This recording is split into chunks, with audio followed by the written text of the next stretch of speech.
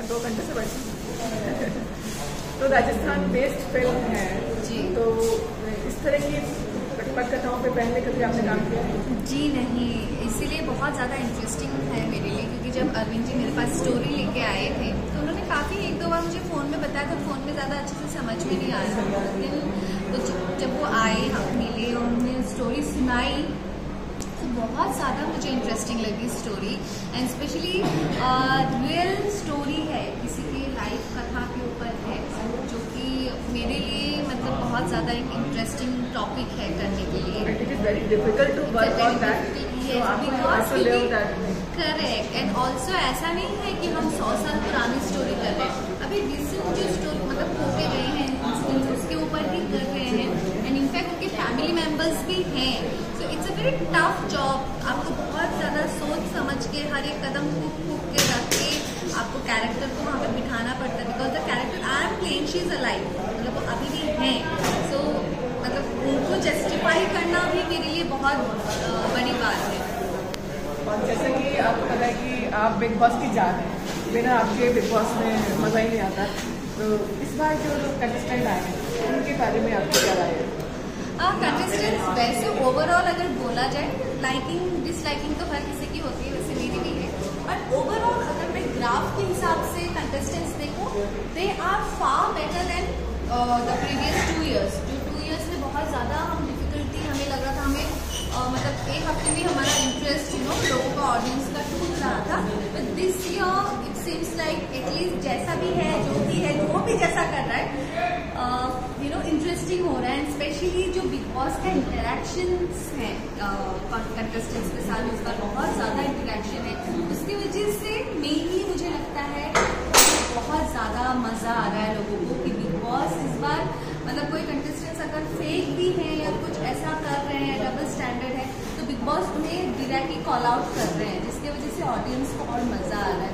इस बार big boss खेल रहे हैं, इसलिए और ज़्यादा मज़ा आ रहा है। उम्मीद करें कि आप बिग बॉस में एंट्री लेंगे? जी नहीं, आप ये उम्मीद बिल्कुल मत कीजिए, क्योंकि मैं नहीं ले रही हूँ। एंड ऑफकोर्स अभी फिलहाल यहीं पे बिजी हूँ, एंड उसके बाद फिर एक दो चीज़ें हैं मेरी। तो आप राजस्थानी फिल्म और भी करेंगी, हम उम्मीद करते हैं। जी ज़रूर, अच्छे कॉन्सेप्ट आएंगे, कंटेंट आएगा, डेफिनेटली करूँगी, अच्छे रोल्स आएंगे, क्यों नहीं करूँगी। अब हम गोपी बहू से बात करते हैं। गोपी बहू का रोल आपका यादगार रोल रहा है, इस तरह के रोल कभी दोबारा से ऑफर हुए हैं आपको? जी हाँ, हुए हैं, बट वही है कि आप भले ही that's the difference between movie और वेब सीरीज और आप मान लो डेली सोप। मुझे कोई कंप्लेन नहीं है डेली सोप से, बिकॉज मैंने वो कैरेक्टर जिया है, वो कैरेक्टर मतलब उस कैरेक्टर की वजह से ही मेरी पहचान है। बट ऑफकोर्स एक जो मोनोटोनस लाइफ हो जाती है, उससे कई बार हम बहुत सारी चीज़ें एक्सप्लोर नहीं कर पाते हैं। सो अगर सेम कैरेक्टर मैं फिर से करूँगी, I feel as an artist may be मेरी ग्रोथ वहीं पे ही रुक जाएगी। I wouldn't be able to explore it more, कि हम और क्या क्या कर सकते। जैसे ये मैं आज कर रही हूँ, मुझे नहीं पता था मैं ये कर सकती थी, but then when I am doing it I know okay I can do this also. So yes, ये जो राजस्थानी कल्चर है इसके बारे में आपको क्या कहना है? क्योंकि बहुत ही खूबसूरत कल्चर है। इनफैक्ट पूरे इंडिया में Rajasthan is one of my favourite places to visit. जैसे कि मुझे उदयपुर बहुत पसंद है, मुझे जोधपुर बहुत पसंद है, and I been to Jaisalmer, मुझे जाना है जैसलमेर में, पर मैं गई नहीं हूँ। But yes, I love the culture, I love the food, I love the colourful जो कपड़े होते हैं, ज्वेलरीज होती हैं। इनफैक्ट यहाँ के मार्केट्स में जाना कितना अच्छा लगता है, चारों तरफ इट्स कलरफुल लगता है ना देखने में। So yes, anyway I love colours, सो इसके वजह से भी बहुत ज़्यादा पसंद है मुझे, especially the folk songs, folk musics, जो इंस्ट्रूमेंट्स होते हैं जो प्ले करते हैं, कानों में सुनने में कितना मज़ा आता है। जैसे आप बहुत अच्छी एक्ट्रेस हैं, तो हर एक्ट्रेस का एक ड्रीम रोल होता है, वो क्या है आपका? ड्रीम रोल ऐसे काफ़ी सारे हैं ऑनेस्टली, बट ऐसा कुछ करना चाहूँगी जैसे कि विद्या बालन जी ने जिस तरीके के किरदार निभाए हैं, I would love to play something like those kind of characters. मतलब वुमेन ओरिएंटेड हो, स्ट्रॉन्ग कैरेक्टर्स हो, एक सोशल मैसेज हो उसमें, एक मॉरल हो। So yes, I am so you are a strong woman. तो जो लेडीज़ हैं, गर्ल्स आ रही हैं कॉलेज की, उनके लिए क्या मैसेज देना चाहती हैं? मैं यही मैसेज देना चाहती हूँ, इनफैक्ट मैं यही देती भी हूँ जितनी भी लड़कियाँ मुझसे मिलती हैं या मैं जिनको जानती हूँ कि पहली बार प्लीज़ स्टडी हार्ड, पढ़ाई करना ज़रूरी है। बहुत लोगों के बीच में I really would like to convey this message to all the parents and specially to the daughters and girls कि हमें ना बचपन से बहुत सारी चीज़ें हमारी बचपन में ही कुछ प्रॉब्लम्स होती है जो फिक्स नहीं होती है। हमें ये बोला जाता है कि लड़कियां बड़ी होती है तो सबसे ज़्यादा प्रायोरिटी जो इम्पोर्टेंस हमारे लाइफ में होती है दैट इज शादी।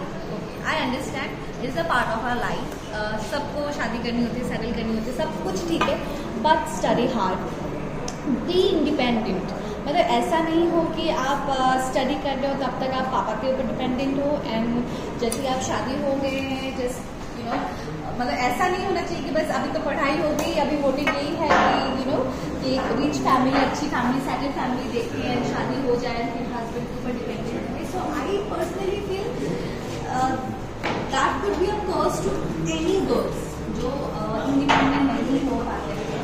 तो आई फील कि वो इंडिपेंडेंस जो हम बोलते हैं वो होना बहुत ज़रूरी है, फिनेंशियली स्पेशली एक लड़की को, ताकि लाइफ में बहुत सारी चीज़ें लड़कियाँ करना नहीं चाहती है बट फोर्स भी करती हैं, ये सोचती कि पापा ने, मम्मी ने घर से निकाल दिया तो हम क्या करेंगे, हस्बैंड ने घर से निकाल दिया शादी के बाद तो हम क्या करेंगे। So because of that financial independent होना बहुत ज़रूरी है।